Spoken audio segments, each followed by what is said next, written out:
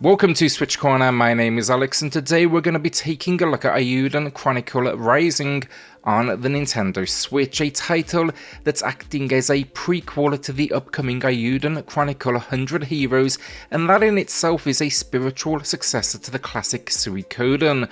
But is it going to be worth your time? Well, hit subscribe, join us here on SwitchCorner for reviews and deals near daily, and let's get started.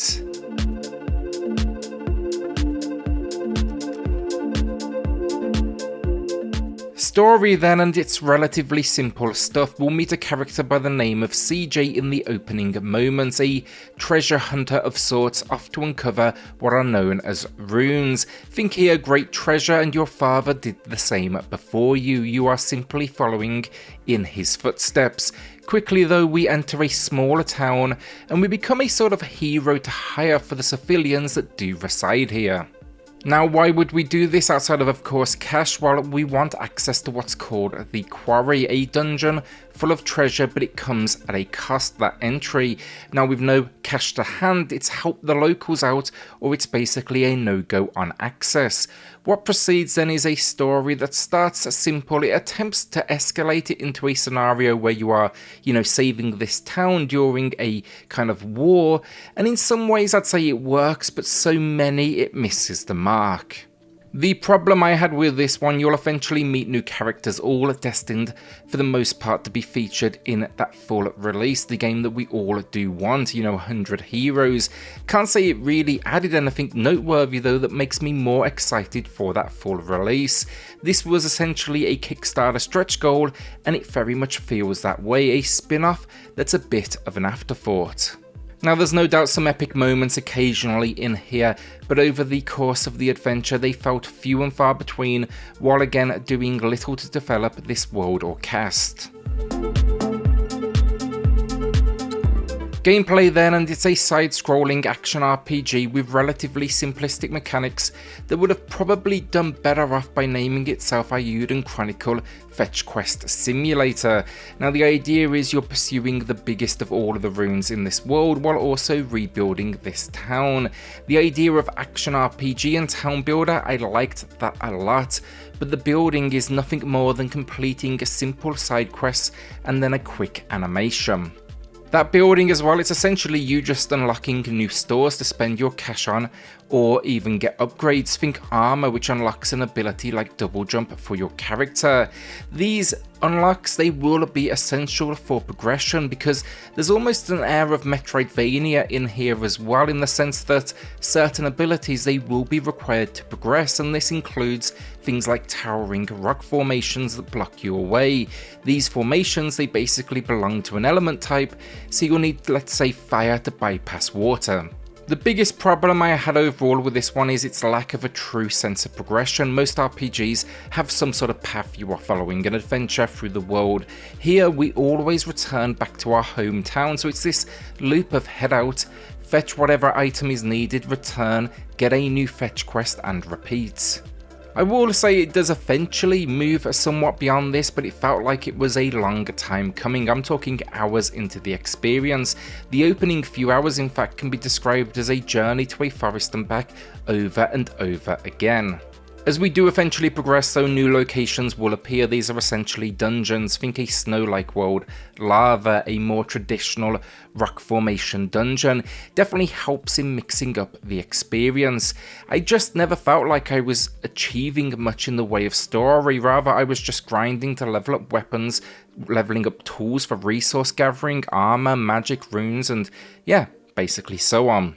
When things were moving forward as well, it never felt all of that relevant to creating a connection to these characters, something you need in a game that's by design supposed to get me now more excited for that full, true release that absolutely crushed its Kickstarter goals back in 2020. Eventually, it kind of happened towards the end game, but it felt like a considerable chore to honestly get there. One area though for me where the game fared a whole lot better for me was its combat. I really enjoyed it. The initial opening few hours, it's simply CJ. She has a dash which provides invincibility frames and a single attack as well as a jump, but eventually we do unlock characters by the name of Garrow and Isha. If CJ is the nimble acrobatic with speed that's really good for platforming, Garrow is going to be the heavy and Isha is the mage. How this combat works though is each character has a single attack, but pressing them switches automatically and then we can create combos if the timing is just right. There's even a simple single button mode where the game controls which character is jumping in and out. As we do progress through these dungeons then as well, you can expect some decent boss encounters and enemies that do respawn with each visit to a location, but they level up alongside you. They definitely at times bring the challenge and they for sure have a unique skill set behind them. Then we also get fast travel as well. In the open world, that is at any time. In dungeon, you'll need to be using the signposts that are scattered around the location. That's always a welcome addition though. In the ladder game, some dungeons they are interconnected and only accessible through one another, which proves somewhat slow at times. You'll need to basically fast travel to the beginning of the lava world, then enter the snow world, then get back to the beginning of the snow world and transfer somewhere else and basically so on. It kind of creates a bit of a grind in that progression as well. These locations then, they're all accessible through what are essentially portals that you unlock with a simple but effective puzzle game. It's basically control of the flow of liquid by matching up shapes. Think like the old school Pipe Mania for anyone out there old enough to remember that one, though again seriously more simplified, but I definitely enjoyed it. Very basic, but you know, I guess brain teaser moments at points.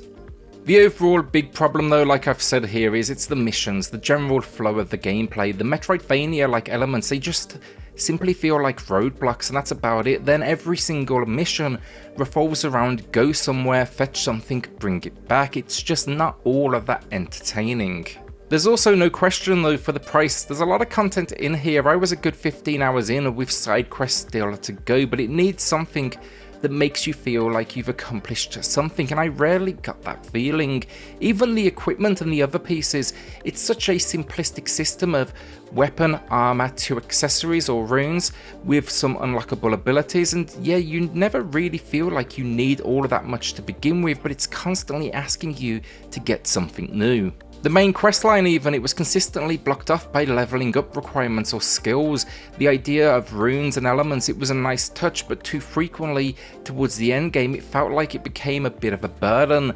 The combat in here though kept me going from a gameplay perspective, and I really did enjoy that, but again, like, it never truly hooked me with its world or characters, and that's perhaps the number one thing it needed to achieve.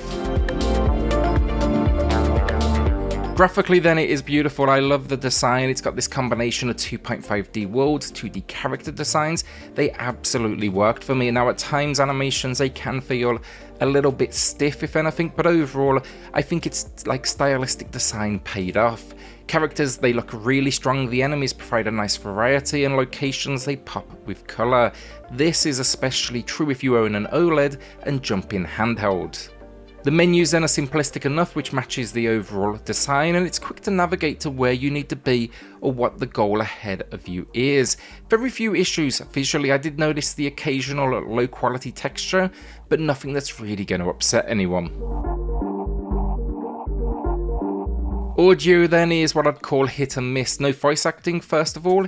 In here, just a simple text sound that gets somewhat annoying towards the end game because there's a lot of reading in this one, and the weapons then, they sound decent. It's the music though that I wasn't sold on. I'd say 50% of it is great stuff, really epic, worthy of the name. Be happy to listen to it outside of the game.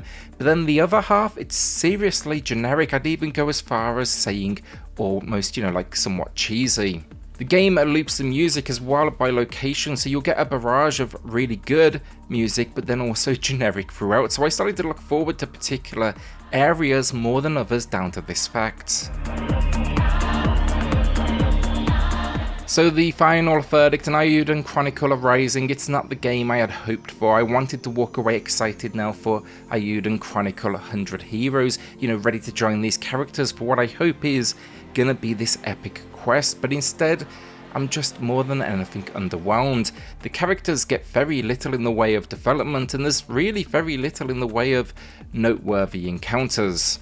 The endgame has some twist to it that definitely made me feel better about my time with this one, about the experience, and the combat. I actually thought it was a lot of fun in its design, but it was all held back by a constant stream of fetch quests that had you repeating the same loops and treks over and over again. The main reason for playing this, in fact, for me now is really just to get the unlocks that do carry over.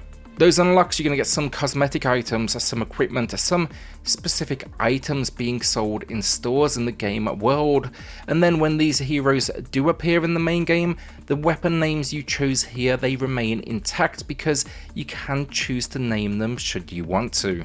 Definitely been arguing with myself on scoring this one all day though, but in the end, like, I had fun with the combat, visuals are great, music just okay. And yeah, the gameplay kind of hit and miss. The combat's definitely fun in its moments, but the fetch quest just over and over definitely burnt me out. For me, for that reason, it's going to be a slightly above average, a 6 out of 10. You can see the potential, but it's for sure missing the heart that I was hoping for. Will you be adding this one to the library then, or holding onto that cash? A shout out then to the patrons of the channel who are going above and beyond to support SwitchCorner. It helps more than you know, so thank you all so much. Then hit subscribe if you love the Switch as much as we all do here. Join our growing family, and I'll see you all on the next video. Thanks everyone.